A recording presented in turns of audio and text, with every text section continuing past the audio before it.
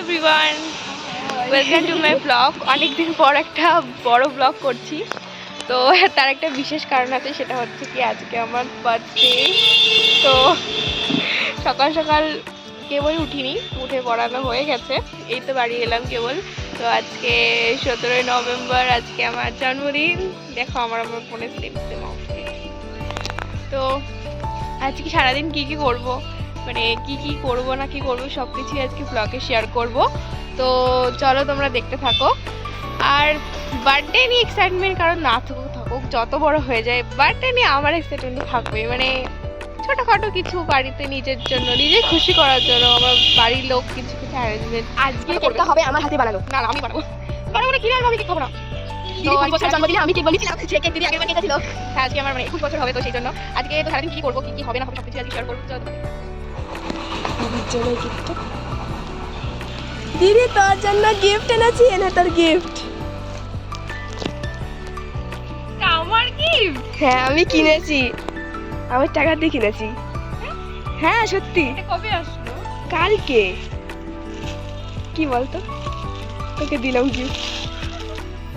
সত্যি বিনি তুই কিনেছিস? হ্যাঁ আমার তো বিশ্বাসই হচ্ছে না। মানে কবে কিনলি তুই? কালকে। তো গিফট পেতে কারটা ভালো লাগে, এটা পুরো আনএক্সপেক্টেড ছিল যে ও আমার জন্য গিফট এনেছে, নিজের টাকা জমিয়ে আমার জন্য গিফট এনেছে। তো আমি ভীষণই খুশি হয়েছি। তারপরে সকালেই যে রান্না করেছিল মা, চিকেন ছিল, ভাত ছিল, একটা শাক ছিল, ডাল ছিল, যেহেতু বাবা বেরোতো, তো সকাল সকালে রান্না করে দিয়েছিল। আমার একটা পার্সেল এসেছে, কেবলই এলো।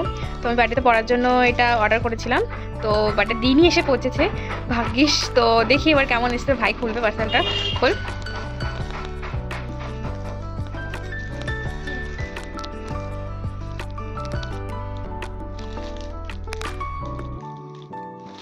হ্যাঁ তাড়াতাড়ি তাড়াতাড়ি।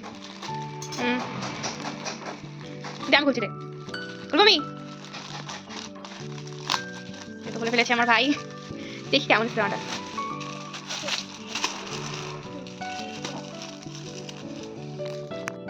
করে চলে এসেছি, কেবল স্নান করলাম, এখন পুজো টুজো দেবো, তারপরে বাকি সব কিছু।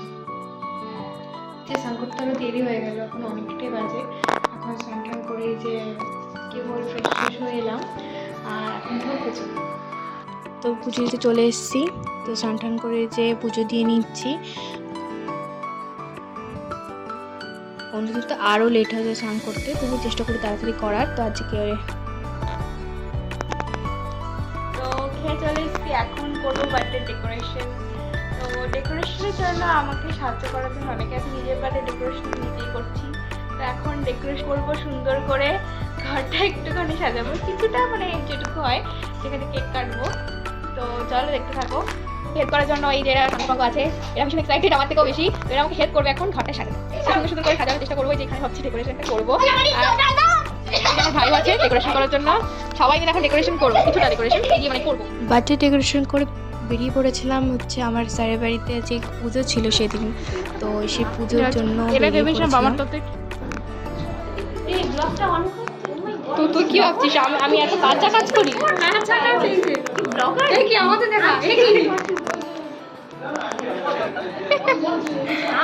সুন্দরী সুন্দরী মহিলারা।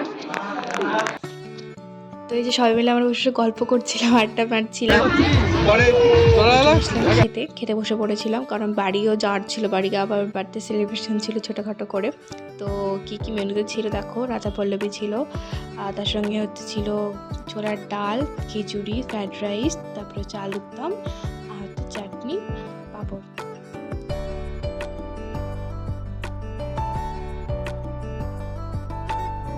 তো সবাই মিলে এখানে আমরা একটু মজা করছিলাম, একটু ছবি তুলছিলাম, কারণ বাড়ি যাওয়ার টাইম হয়ে এসেছিলো, আর আমার কেকও কেনা হয়নি এখনও।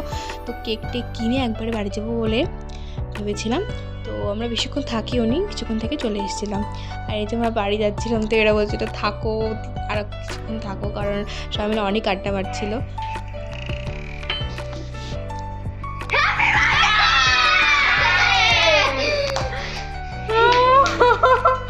এটা আমার বার্থডে ডেকোরেশন, আর এই সব এরা বানিয়েছে, এই যে বাচ্চা লোক।